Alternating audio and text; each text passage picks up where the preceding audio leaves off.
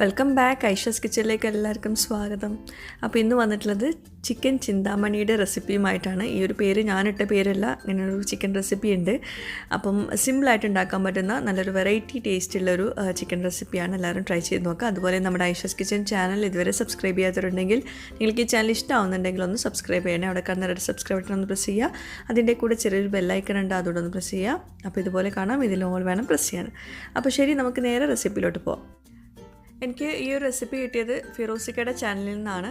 അതുപോലെ ഇതൊരു നാടൻ രീതിയിലുള്ള അല്ലെങ്കിൽ ഒരു ട്രഡീഷണൽ രീതിയിലുള്ള ഒരു ചിക്കൻ റെസിപ്പിയാണ്.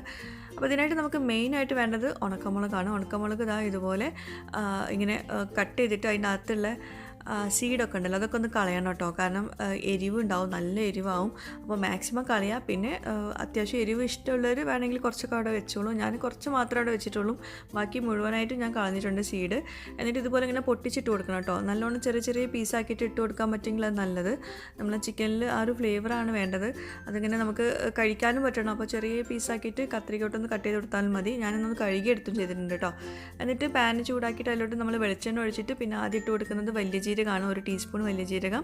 എന്നിട്ട് പിന്നെ നമ്മൾ ഇതിട്ട് കൊടുക്കുന്നുണ്ട് ഈ ഉണക്കമുളക് കട്ട് ചെയ്തത്. ഞാൻ വല്ലാണ്ട് ചെറുതാക്കിയിട്ടില്ല, കാരണം അത് കുക്ക് ചെയ്ത ശേഷം ഞാനത് എടുത്ത് മാറ്റാമെന്നുള്ള വിചാരത്തിലാണ്. കാരണം ഇവിടെ മക്കൾക്കൊന്നും എരിവ് അധികം ഇഷ്ടമാവില്ല. പിന്നെ ഇതിലോട്ടൊരു 1.5 കപ്പോളം ചെറിയുള്ളി ചേർത്തിട്ടുണ്ട്. അതും ഇതിലോട്ട് അടുത്തൊരു മെയിനായിട്ടുള്ളൊരു ഇൻഗ്രീഡിയൻ്റ് ആണ്. അതങ്ങനെ തന്നെയാണ് ചേർത്തിട്ടുള്ളത്. അതിങ്ങനെ സോഫ്റ്റായിട്ട് ഇങ്ങനെ ഉടഞ്ഞ് വരണം, അല്ലാണ്ട് കട്ട് ചെയ്യുകയൊന്നും ചെയ്യരുത്. അപ്പോൾ ഒരു 1.5 കപ്പ് ചേർത്തിട്ടുണ്ട്. ഈ ഉണക്കമുളക് ചേർത്തിട്ട് ഒന്ന് വഴറ്റി ഒരു മിനിറ്റ് കഴിഞ്ഞിട്ടാണ് നമ്മൾ ചെറിയുള്ളി ചേർത്ത് കൊടുക്കുന്നത്. അപ്പോൾ ഇത് മൂന്നും കൂടി നല്ലോണം ഒന്ന് വഴറ്റി വരണം. അപ്പോൾ തന്നെ നല്ലൊരു മണമൊക്കെ കേട്ടോ. അപ്പോൾ ഇതിൻ്റെ ആ ഒരു പ്രത്യേക തന്നെ ടേസ്റ്റ് തന്നെ ഈ സംഭവങ്ങളൊക്കെയാണ്. പിന്നെ ഇഞ്ചി വെളുത്തുള്ളി ചതച്ചത്, അത് ഒരു 2 ടീസ്പൂണൊക്കെ മതി. അതൊന്ന് ചതച്ചതാണ് കേട്ടോ ചേർക്കുന്നത്, പേസ്റ്റ് ഒന്നുമല്ല. അപ്പോൾ അതും ചേർത്തിട്ട് വീണ്ടും ഒന്ന് വഴറ്റിയെടുക്കുക. ഒരു പച്ചമണമൊക്കെ ഒന്ന് പൊയ്ക്കോട്ടെ, എന്നിട്ടാണ് നമ്മൾ ബാക്കിയുള്ള ചേർത്ത് കൊടുക്കുന്നത്.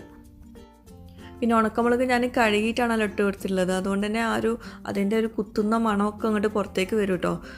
അപ്പോൾ അതൊക്കെ ഒന്ന് ശ്രദ്ധിക്കുക. ചെറിയൊരു ചുമയൊക്കെ വരുന്ന പോലെ തോന്നും.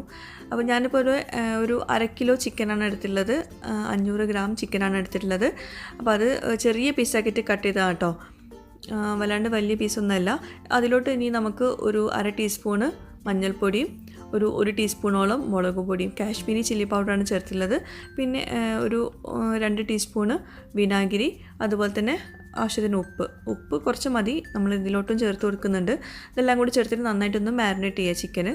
അപ്പോൾ ഇത് ഓപ്ഷണലാണ്. നമ്മൾ ചിക്കൻ ഇട്ട് കൊടുത്ത ശേഷം വേണമെങ്കിൽ ഇങ്ങനെ കുഴച്ചെടുത്താൽ മതി. ഇങ്ങനെ ആകുമ്പോൾ ചിക്കനിൽ ആ മഞ്ഞ കളറൊക്കെ നന്നായിട്ട് പിടിച്ചോളും. അതുകൊണ്ടാണ് ഇങ്ങനെ ചെയ്യുന്നത് കേട്ടോ. അപ്പോൾ വീണ്ടും നമ്മൾ ഇത് നന്നായിട്ടൊന്ന് വഴറ്റിയെടുക്കാം.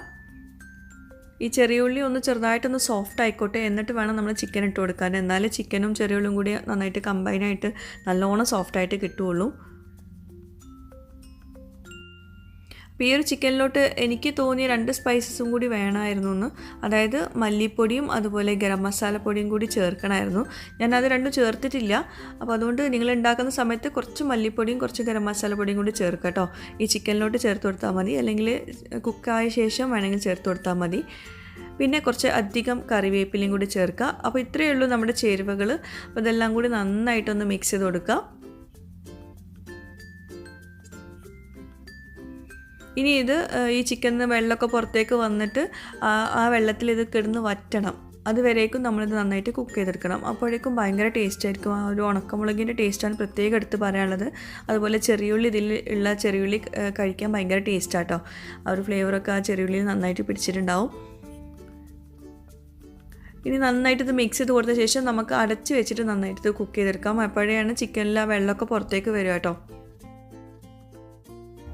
അപ്പോൾ ചിക്കനൊക്കെ ഇപ്പോൾ നന്നായിട്ട് തിളയ്ക്കുന്നുണ്ട്. ചിക്കനിന് പുറത്തേക്ക് വെള്ളമൊക്കെ വന്നിട്ടുണ്ട്, ഒരു ഗ്രേവി ആയിട്ട് വന്നിട്ടുണ്ട്.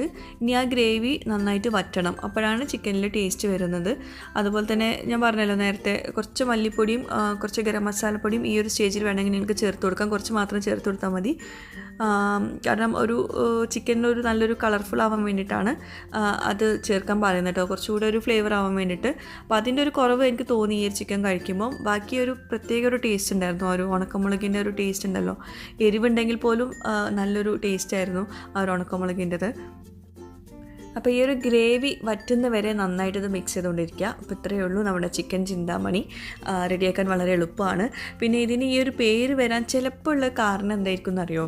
നമ്മളിത് കാണുമ്പോൾ വിചാരിക്കും ഇതിൽ ഒരുപാട് മുളകൊക്കെ ചേർത്തിട്ടുണ്ട്, ഭയങ്കര എരിവാവോ, അല്ലെങ്കിൽ ഇതിൻ്റെ കളർ അങ്ങനെ വലിയൊരു കളറില്ലല്ലോ, കാണാനൊരു മൊഞ്ചൊന്നും ഇല്ലല്ലോ, അതുപോലെ തന്നെ ഇത് ടേസ്റ്റ് ഉണ്ടാവോ എന്നൊക്കെ നമുക്ക് ചിന്തിക്കാനുള്ളൊരു ഓപ്ഷൻ ഉണ്ട് ഈ ഒരു ചിക്കൻ ചിന്താമണിയിൽ. അപ്പോൾ ചിലപ്പോൾ അതുകൊണ്ടായിരിക്കാം ഞാൻ വെറുതെ പറഞ്ഞ കേട്ടോ. ഇനിയിപ്പോൾ ഞാൻ അത് പറയണ്ട കേട്ടോ എല്ലാവരും. ഓക്കെ, അപ്പം ഇത്രയേ ഉള്ളൂ, നമ്മുടെ ചിക്കൻ ചിന്താമണി റെഡി ആയിട്ടുണ്ട്. അപ്പോൾ ഇത് ചോറിൻ്റെ കൂടെയാണ് നല്ല കോമ്പിനേഷൻ വരുന്നത്. പിന്നെ ചപ്പാത്തിയുടെ കൂടെ വേറെ കറി ഉണ്ടെങ്കിൽ ഇത് അടിപൊളി കോമ്പിനേഷനാണ്. അപ്പോൾ 500 ഗ്രാം ചിക്കനിലോട്ടാണ് നമ്മൾ കുറച്ചധികം ചെറിയ ഉള്ളിയും മുളകൊക്കെ എടുത്തിട്ടില്ല കേട്ടോ. അപ്പോൾ അതേപോലെ തന്നെ എടുക്കാം കേട്ടോ. അതുപോലെ ഞാൻ പറഞ്ഞല്ലോ, കുറച്ച് മല്ലിപ്പൊടിയും കുറച്ച് ഗരം മസാലപ്പൊടിയും, അത് നിങ്ങളിത് ഉണ്ടാക്കി നോക്കിയിട്ട് നിങ്ങൾക്ക് ആ ടേസ്റ്റ് ആവശ്യമുണ്ടെന്നാണെങ്കിൽ അതും കൂടി ഒന്ന് ഇട്ട് നോക്കാൻ എൻ്റെ ഒരു സജഷനാണ്. ഇട്ട് നോക്കൂ, ഒന്നുകൂടി ടേസ്റ്റി ആവും. അപ്പോൾ ഇതൊക്കെയാണ് ചിക്കൻ ചിന്താമണിയുടെ വിശേഷങ്ങൾ. അപ്പോൾ എല്ലാവരും ട്രൈ ചെയ്ത് നോക്കുക, എന്നിട്ട് എനിക്ക് ഫീഡ്ബാക്ക്സ് എഴുതി അറിയിക്കുക. പുതിയൊരു വീഡിയോയുമായിട്ട് വ്ളോഗുമായിട്ടൊക്കെ വരുന്നവരേക്കും ബൈ, താങ്ക് യു.